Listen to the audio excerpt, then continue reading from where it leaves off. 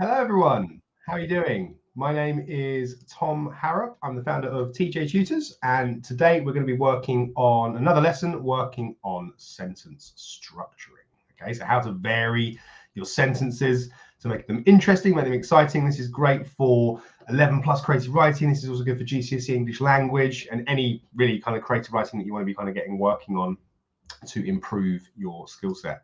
So let's get started. The first thing we're going to do, guys, we're going to have a little go at working on an improved version of this sentence. Okay, so I just want you to spend just a minute now working on an improved version of this sentence for me. Okay.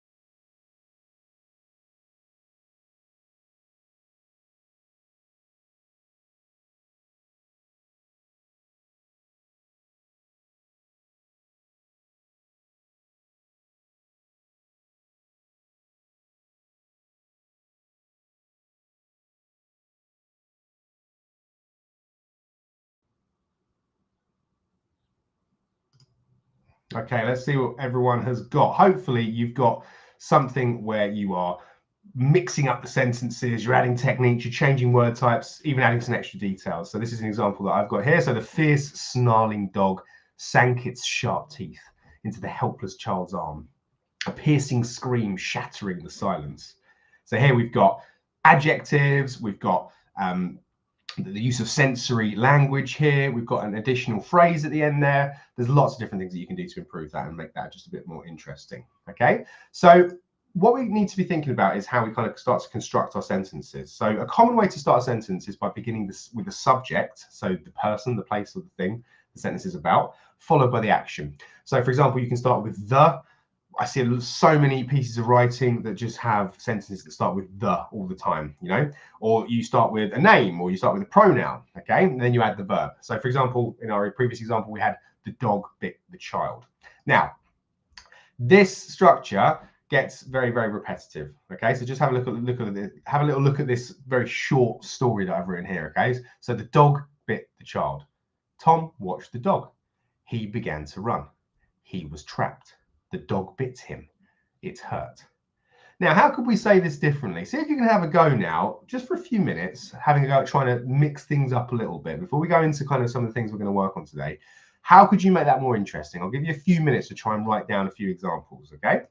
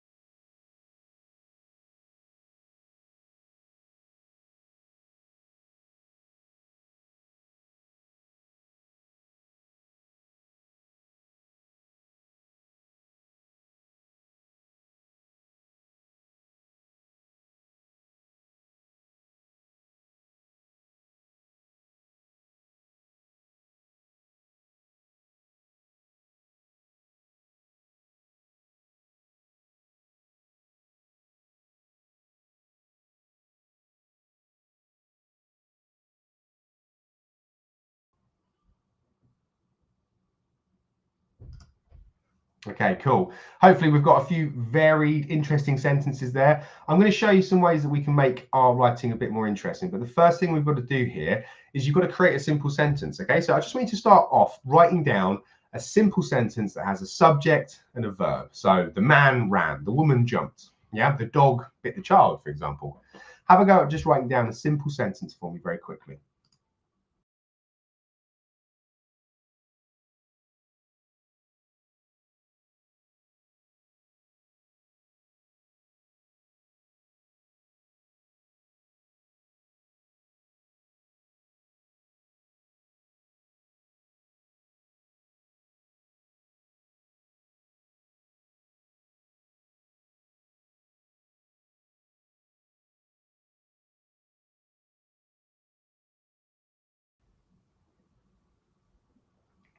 Okay, hopefully you've got that.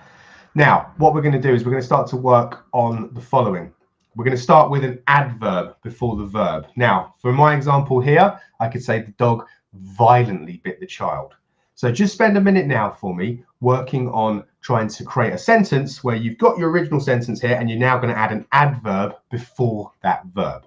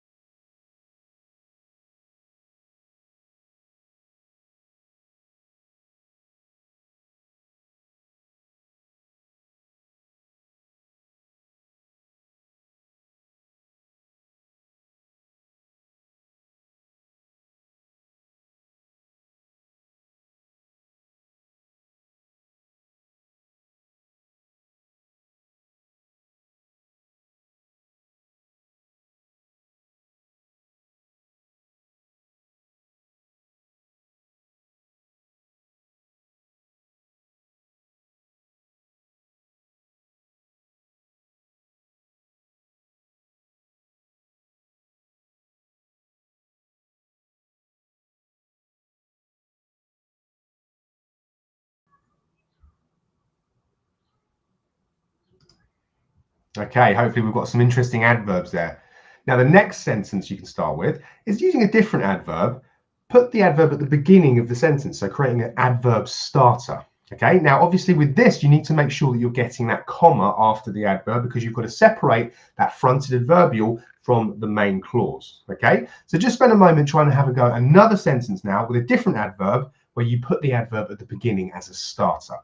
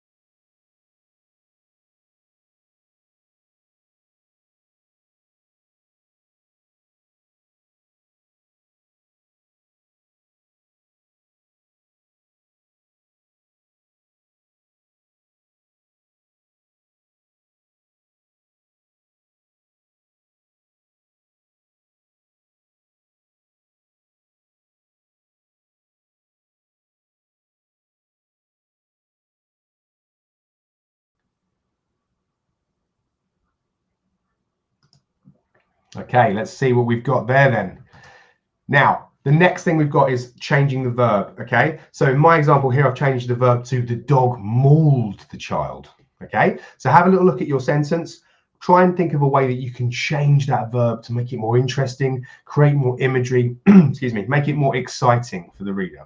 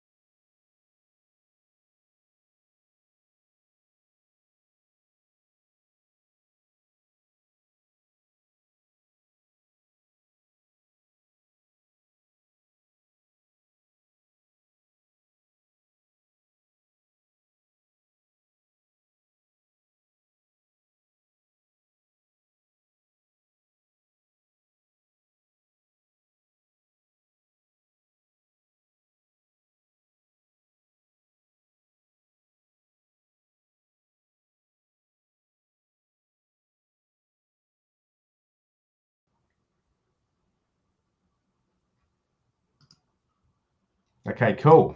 Now, next one we're going to think about is the past participle starter, or it's sometimes known as the ED starter. Okay, so you can start your sentence with a past participle verb. So in this example, I've got frenzied, comma, the dog bit the child. Now, again, with these starters, you've got to make sure that you've got that comma just after the fronted adverbial phrase, because you need to make sure that you separate that from the main clause. Okay, so try and have a go now thinking about a past tense verb that you could use at the beginning of your sentence just to make it a bit more interesting and to describe the situation or the feeling that the subject has.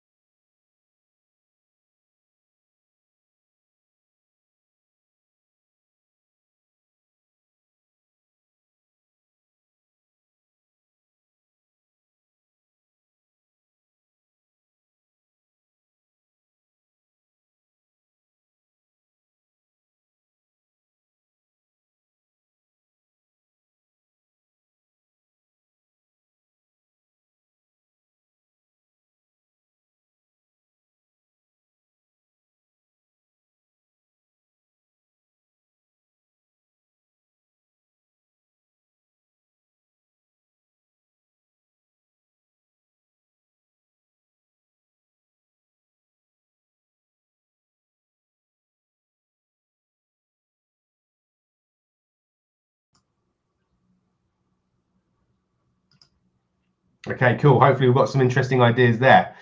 Now, next one we're going to think about is spatial prepositional phrase. So it sounds like really confusing. It's basically just using prepositions of space, so location. So you could say behind the curtain, comma, the dog bit the child, or in front of, between, underneath. Yeah, so you're just thinking about putting a prepositional phrase at the beginning, followed by the comma, never forget the comma, and then your original sentence. Let's see if you can try and have a go at doing that for me now.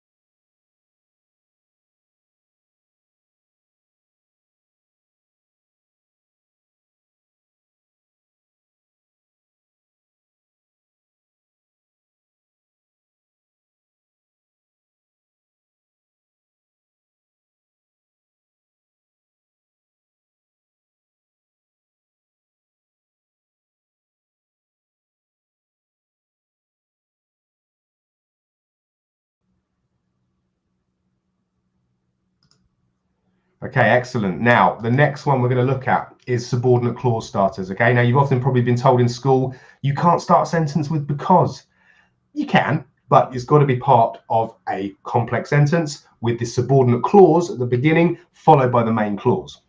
So you can have because it was scared, comma, the dog bit the child. Now, if you just put because it was scared, that wouldn't be a complete sentence. And that's why your teachers are telling you you can't put because at the beginning of the sentence, because you're often probably not writing a full proper sentence. Okay, you're just writing the subordinate clause of a sentence. So for this example, you have to make sure that you've got that original main clause after that subordinate clause. Again, separated by a comma to show the separation there. Okay, so try and have a go now thinking about a subordinate clause starter. Start with the reason and then give me the main clause once you've done that. Okay?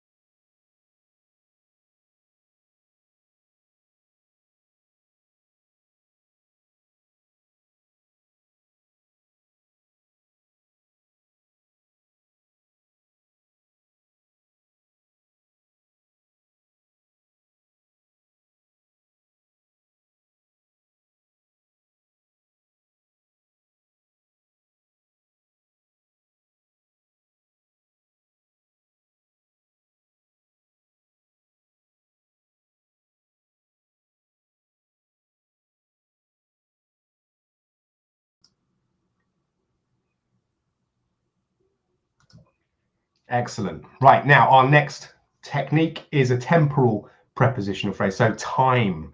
Okay, so before she could stop it, comma, the dog bit the child. So before, during, whilst, these different types of words are temporal prepositions. Try and make sure that you're putting a prepositional phrase with the temporal preposition at the beginning of it, at the beginning of the sentence, followed by the comma, then the main clause. Okay, so you've got things like before, during, whilst, after, those sort of words you can put at the beginning, and then you follow it on from there. Okay, so let's just try and have a go at doing that for me now.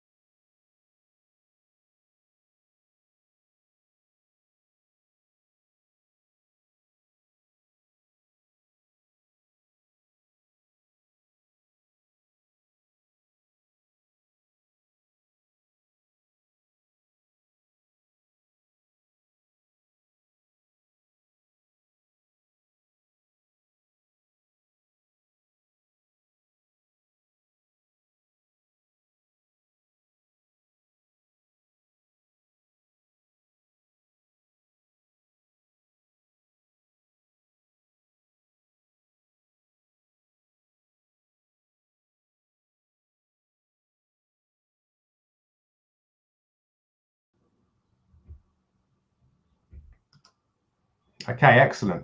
Now, two pair sentences. Okay, so this is two pairs of adjectives, so two expanded noun phrases within one sentence. For example, the vicious, dangerous dog bit the poor, innocent child. So you've got two pairs of adjectives there. Okay, so let's see if we can try and have a little go at this one now. Okay.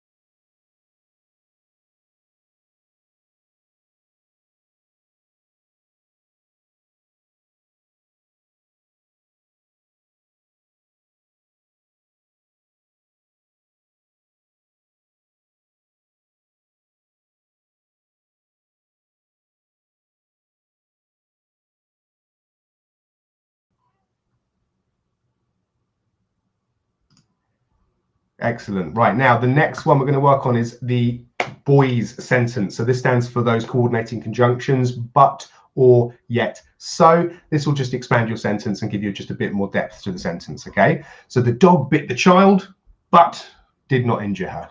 Okay, so you try and get a sentence now where you've got your original main clause at the beginning, your simple sentence at the beginning, then you've got a coordinating conjunction after that, followed by an additional piece of information.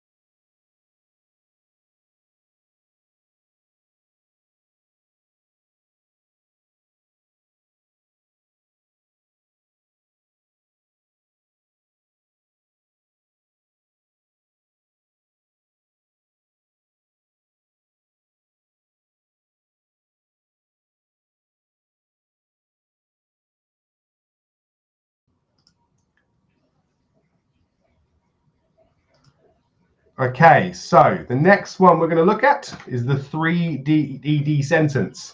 3 ED sentence is where you've got past tense. You've basically got the past participle, but you've got three of those past participle verbs. So for example, here you've got frightened panicked, startled. The dog bit the child. So try now for me, guys, to try and get me 3 ED verbs that are continuing, one after the other, followed by that main clause. Okay?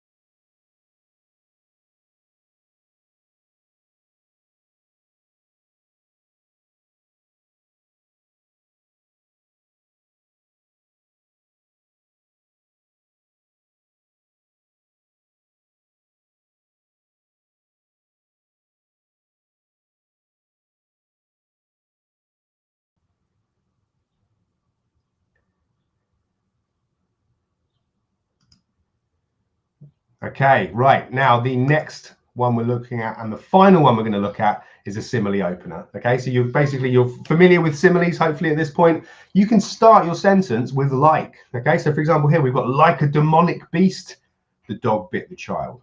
Okay, so rather than just starting with the dog bit the child, like a demonic beast, you're mixing things up. You're trying to switch around the different elements of the sentence. So that would just, again, add a little bit more depth, add a little bit more kind of variety to the sentences, okay? So let's get that last one now. Have a go at working on a simile opener for me, guys.